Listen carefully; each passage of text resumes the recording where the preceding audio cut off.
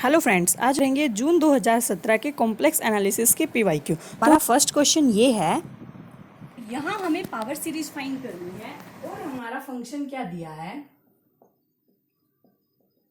n equal to 2 से infinity log n x।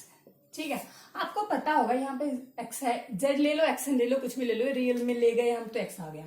तो यहाँ पे an हमारा क्या है, log, पता होगा आपको an xn, इसका निकालते हैं हम। ठीक है, तो यहाँ पे an क्या है, log है। तो हमारा रेडियस ऑफ कन्वर्जेंस निकालने का फॉर्मूला क्या होता है, an प्लस 1 अपॉन an, या r equal to an upon an plus 1। ठीक है, तो पहले लिमिट निकालेंगे तो क्या आएगी, limit n tending to infinity log n plus 1 upon log n। या भी अब अगर हम इंफिनिटी टेंड करेंगे तो ये हमारी हो गई इंफिनिटी बाय इंफिनिटी फॉर्म। अगर हमारा ऐसा हो जाता है तो हम किससे सॉल्व करते हैं, लोपिटा रूल से। दोनों साइड डिफरेंशिएशन करो अलग अलग, limit n tending to infinity है तो हमारा क्या हो गया, n बाई n प्लस 1। तो n अगर बाहर लिया तो 1 upon 1 plus 1 by n, cancel out, limit n tending to infinity 1 upon 1 plus 1 by n क्या आ जाएगी, 1। तो हमारा 1 बाई r आ गया 1, तो हमारा r आ गया, तो हमारी रेडियस ऑफ कन्वर्जेंस आ गई 1। ऑप्शन हमारा सेकंड सही हो जाएगा। ठीक है, सेकंड क्वेश्चन ये है, तो हमें इस फंक्शन में क्या देखना है, पोल किस नंबर पे, इस पे हमें सिंगुलैरिटी वैसे फाइंड करनी है, बट हमें पहले ही दे दिया है कि हमें पोल है किस पर होगा। तो हमारा एफ जेड दिया है sine pi Z by 2 upon sine pi Z. अब आप इसको ऐसे डायरेक्ट मत लिख देना कि sine pi Z equal to 0, तो साइन पाई जेड के किस किस पे रूट है वो पोल हो जाएगा। हम ऐसा नहीं करते, जब तक हमारा ऊपर वाला फंक्शन मतलब उस पर डिफाइन होना चाहिए, एनालिटिक होना चाहिए इस तरह से। ठीक है, तो हम पहले इसको सोल्व करेंगे। तो हमारा क्या आएगा, साइन, इसका आपको पता होगा फॉर्मूला क्या होता है, 2 साइन, क्या लगाया हमने, sine 2a equal to 2 sine a cos, ये यूज करा है। ठीक है, जो जो कैंसिल आउट हो रहा है कैंसिल कर दो, तो हमारा बच गया 1/2। ठीक है, वैसे भी इस फंक्शन में हमें पहले ही बोला था कि हमारा पोल होगा। तो पोल कब होता है, जब हम नीचे वाले को 0 पुट करेंगे कि किस किस पे 0 आ रहा है, मतलब लिमिट डिफाइन नहीं हो रही, इन्फिनिटी आ रही है मतलब। तो cos pi Z equal to 0, तो हमारा pi Z by 2 equal to 2n plus 1 pi by 2। हमारा कोस कब 0 होता है, 2n प्लस 1 पाई बाई 2 पे। ठीक है, और n हमारा जैसे n बिलोंग्स टू 2 से 2 कैंसिल, पाई से पाई, तो z आ गया 2n प्लस 1। ठीक है, और आपको पता है 2n प्लस 1 है, तो इस टाइप के हमारे क्या होते हैं, ओल्ड इंटीजर्स। ठीक है, तो हमारा इसका ऑप्शन 3 सही हो जाएगा, पहला और दूसरा इनकरेक्ट हो गया क्योंकि इवन इंटीजर्स पे भी नहीं है, इन्होंने वही पूछा हुआ है। ठीक है, तो हमारा ऑप्शन 3 हो गया। अब ऑप्शन 4 में क्या पूछा हुआ है, for n equal to 4k plus 1 पे। ठीक है, तो अगर हमारा n equal to 4k plus 1 है, इस पे पूछा हुआ है, हम देखो 2n प्लस 1 पे आया, तो ध्यान से देखो जो हमारा ये 4k प्लस 1 है, ये भी तो ऑड इंटीजर है, इनफैक्ट ये तो सबसेट है, सबसेट ऑफ ऑड इंटीजर्स, क्योंकि ये बड़ा सेट होता है, सबसेट है, तो इस पे भी हमारा पोल हो जाएगा। ठीक है, क्योंकि ये ओड ही तो इंटीजर्स है और हमारे पोल किस पे आ रहा है, ओड इंटीजर्स पे, तो हमारा इसका 3 और 4 सही हो जाएगा। ठीक है, सिर्फ हमें कुछ नहीं, इस क्वेश्चन में मेन क्या था, ये फॉर्मूला यहाँ पे पुट करना था। और वैसे भी जब हम किसी पॉइंट का किसी फंक्शन में पोल वगैरह फाइंड करते हैं तो सबसे पहले ये ध्यान रखना, जो भी वो पूरा सोल्व हो रहा है ना, पहले उसे कंप्लीटली सोल्व करके फिर हम फाइंड करते हैं। जैसे फॉर एग्जाम्पल अगर हमारे पास ऐसा कुछ दिया होता,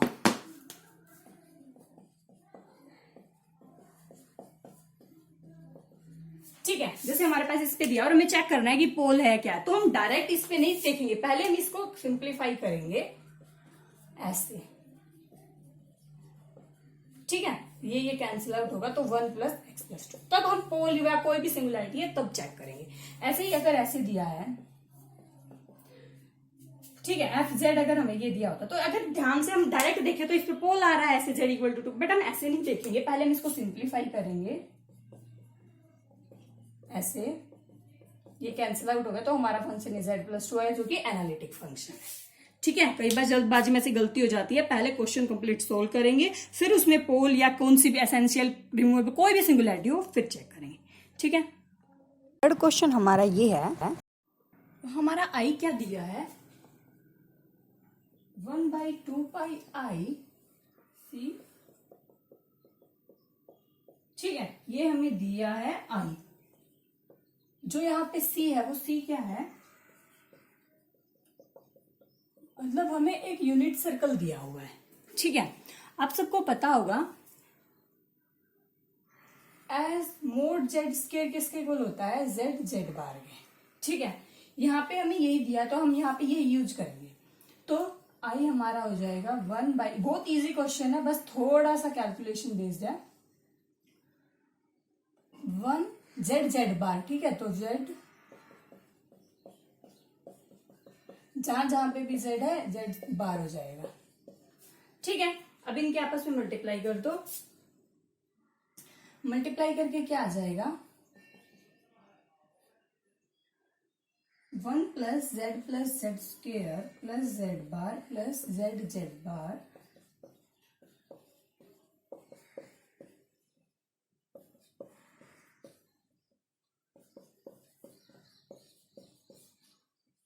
आई थिंक ये आना चाहिए मल्टीप्लाई करके। कोई गलती हो तो बता देना, या फिर तुम्हें अगर मल्टीप्लाई भी नहीं हो तो बता देना। जैसे पहले 1 की 1 प्लस जेड बार जेड स्क्वायर बार। ठीक है, पहले इस 1 की है, इसके साथ ये आ गया पूरा, फिर जेड बार की जेड से, जेड बार प्लस जेड जेड बार जेड स्क्वायर। ठीक है, फिर इसके इससे सारे साथ की। ठीक है, अब आपको ये, अब हम अलग अलग भी कर सकते हैं वैसे, या फिर तुम ऐसे ही देखो, कोई भी एनालिटिक फंक्शन होता है, जैसे for an analytic function integral over a close curve is 0। क्यों? जैसे हमारा कोई भी एनालिटिक फंक्शन होता है लाइक इस टाइप का एफ जेड है। ठीक है, ये सी दिया, कोई भी क्लोज कर्व है, अगर ये एनालिटिक है तो ये 0 होता है। बाई कोसी इंटीग्रल फॉर्मूला से हम कर सकते हैं, क्योंकि इसमें जब कोई सिंगुलैरिटी ही नहीं है तो हम सोल्व कैसे करेंगे। ठीक है, ये ऐसा रिजल्ट होता है वैसे। अब आप इसको देखो, पहले इसको हम सिंप्लीफाई करके कैसे भी लिख सकते हैं, 1/2 पाई आई 1 प्लस जेड स्क्वायर। वैसे ये एनालिटिक फंक्शन है तो इसका तो 0 आ जाएगा। ठीक है, बट फिर भी अभी हम लिख लेते हैं प्लस, ये जेड बार को हम कैसे लिख सकते हैं 1/z, क्योंकि हमारा यूनिट सर्कल है मोड जेड इक्वल टू 1, यहाँ पे जेड बार हमारा 1/z के इक्वल होता है अगर हमारा यूनिट सर्कल है तो। ठीक है, 1/z, जहां जहां पर भी जेड बार दिया है उसको डिवाइड करके लिख लो।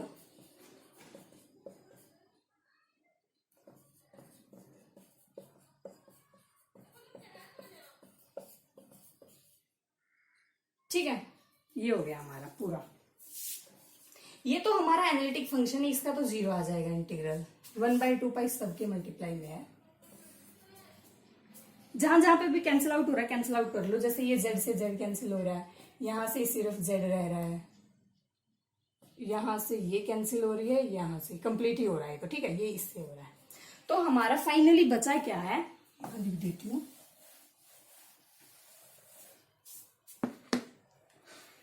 लास्ट में हमारा सिर्फ ये बच गया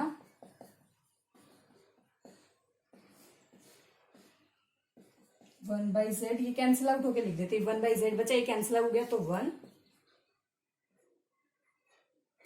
प्लस z यहां पे plus 1/z square plus 1/z, ये 1। ठीक है, अब 1 और z भी एनालिटिक फंक्शन है तो इनका भी 0 हो जाएगा, ये भी 0 हो जाएगा इंटीग्रेशन, ये भी 0। बच गया हमारा 1/2 पाई आई इंटीग्रल ओवर सी 1/z और 1/z 2/z।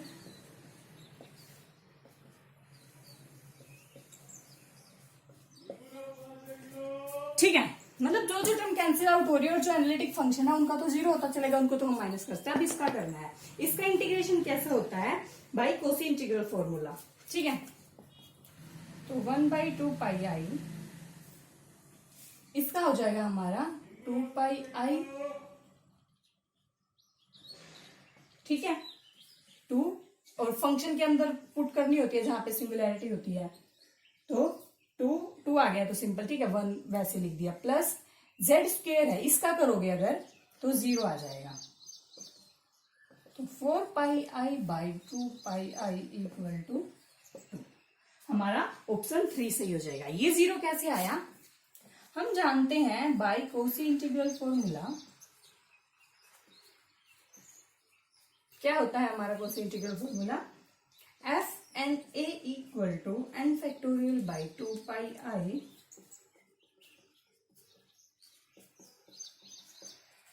ठीक है, ये होता है। अब तुम ध्यान से देखो, जब इस फॉर्मूले में जेड स्क्वेयर है, ये ऑर्डर 2 का पोल है, ठीक है, तो हमने ये लगाया F2 की जगह, तो हमारा ये हो गया एफ जेड, यहाँ पे क्या है 1, जेड बाई ए क्या है 0, एन क्या है 1, ठीक है। तो हम एक टाइम डिफरेंशिएशन करेंगे जब इसका, तो 1 है, 1 का डिफरेंशिएशन तो 0 हो जाएगा, तो ये हमारा 0 हो जाएगा, सिर्फ इसका होगा 1/z है, z इक्वल टू 0 पे सिंगुलैरिटी है, तो यहाँ पे पुट करो सिर्फ 1/z माइनस है 2 पाई आई आएगा, मल्टीप्लाई में 1 फैक्टोरियल 1 हो जाएगा, ठीक है बस। तो ऐसे हमारा इसका आंसर 3 सही हो जाएगा। कोई भी डाउट है, सिर्फ कैलकुलेशन है थोड़ी ज्यादा, क्वेश्चन बहुत ईजी है, तो पूछ लेना, ठीक है।